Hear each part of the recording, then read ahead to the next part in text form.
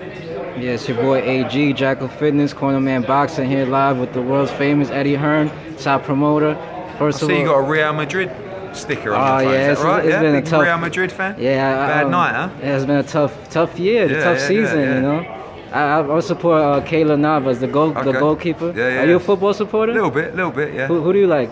Team in England called Leyton Orient. You wouldn't know a lot about them. They're a lower league team. I'm a huge Arsenal supporter. I'm a Tottenham fan a little bit. Oh, so, damn. Yeah, sorry about that. It's not personal. Yeah. But yeah, Mr. Eddie, you know, I want to thank you for your time and congratulate you for the great events the Zone's always putting on. You know, every time is a spectacular event. We're really looking forward to that big baby Anthony Joshua it's fight. going to be a big fight. There was some rumors that Usyk might be on that card. Is that No, he'll true? be on a couple of weeks before, in May. Oh, so he'll be making his heavyweight debut then.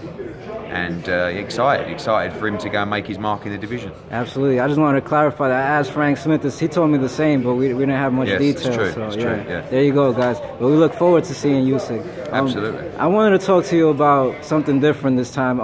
Close friend of mine, Otha Jones III. He'll be making his pro debut Saturday night. He's got a tough fight. Oh yeah, that's what I want to talk about. Yup. I spoke to his father. He said he wanted an experienced fighter. Yeah. He's 5-1. I know. What do you think about that? We're a little bit surprised, a little bit worried, you know, but I love it, you know, because these guys have got to be taken slowly. But he said, no, we want to go in, want to look good. This is the perfect opponent for us. Even our matchmaker was like, you sure? And they're saying, yeah. He's fighting a tough guy from Brooklyn, I believe, right? Yeah, man. But you tell me, has he got the skills? Is he going to do the business, Otha Jones? Oh, I'm a believer in him. You know, shout out to his whole gym, Soul City Boxing Gym. You know, they groom a lot of great fighters. You know, that's one of the best gyms in the country. I've got to get Otha Jones and Soul City Gym a new ring, because their ring is not good enough. I mean, it's the content, you know. It's like you know, even me as a reporter, I might not have the best cameras, but no, but you're right. It is the fighters in the ring, right? But to groom a fighter to that top level, they've got to have great facilities as well. Right. That's just how it is. You know, I know there's the mentality of, oh no, you know, you want to train in a dirty gym and it will motivate you. And there is, I'm a believer in that. But I'm also a believer in if you feel $1 million, then you will look $1 million and you'll be worth $1 million, you know? So I want him to feel like a superstar. And I don't want to spoil him, but at the same, I want him to have the opportunity to learn in a gym with the good facilities. So I'm going to buy Soul City a gym, a ring. There you go, not a gym, guys. a ring, just a ring. Just a ring. No one got that on camera, right? Just a ring. We're moving up, you know. Yeah. So there you go. So you know, and it's listen.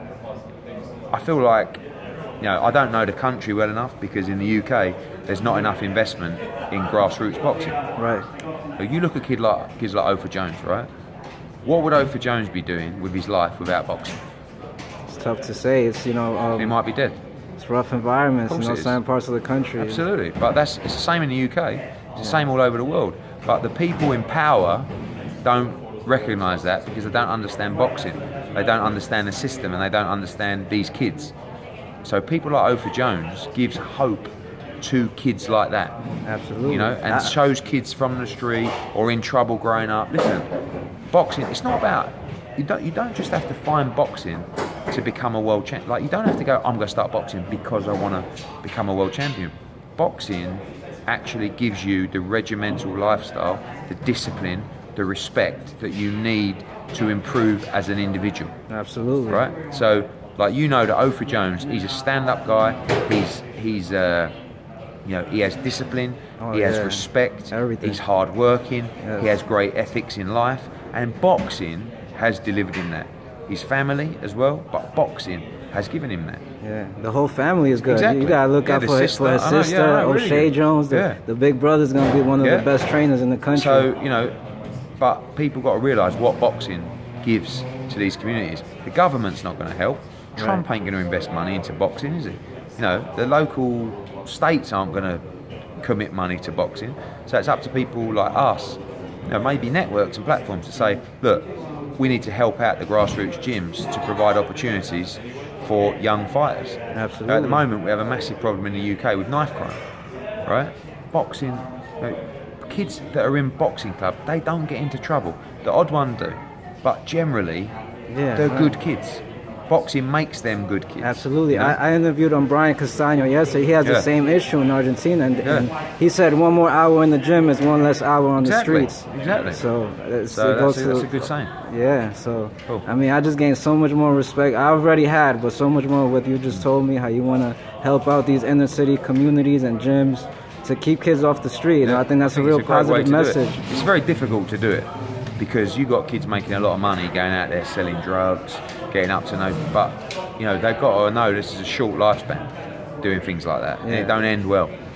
But it's hard to say to a kid, I can't do it because I can't talk to a young disadvantaged. What are they going to do? Listen to me? No. But people like Oprah Jones can talk to these kids. Absolutely. You know? Yes. People like Brian Castano can speak to those kids in Argentina and say, look at me. Yes. That's what Joshua does so well. Anthony Joshua. Yeah. He was in a gang. He was arrested. His fucking life was fucked. He found boxing. He went down the gym. He didn't even want to be a world champion. He turned up. They went, you should try boxing. You're a big guy. He went down there. He was like smoking, drinking, everything. He went down there, threw up everywhere after the first session. Went home that night and went, do you know what, I quite like this. Next thing, he's Olympic heavyweight champion, he's world heavyweight champion. I'm not saying that that can happen to any kid, but I'm saying that tell him, like ask him, how are you the person you are today?